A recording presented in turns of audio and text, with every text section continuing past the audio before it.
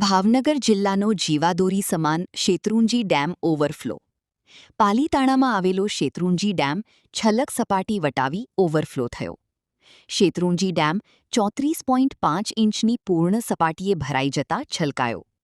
Rule level જાળવવા ડેમના 20 દરવાજા 1 ફૂટ ખોલાયા. ડેમ ઓવરફ્લો થતાં નીચાણવાળા પાલીતાણાના 5 અને તળાજાના 12 સહિત 17 ગામો એલર્ટ પર.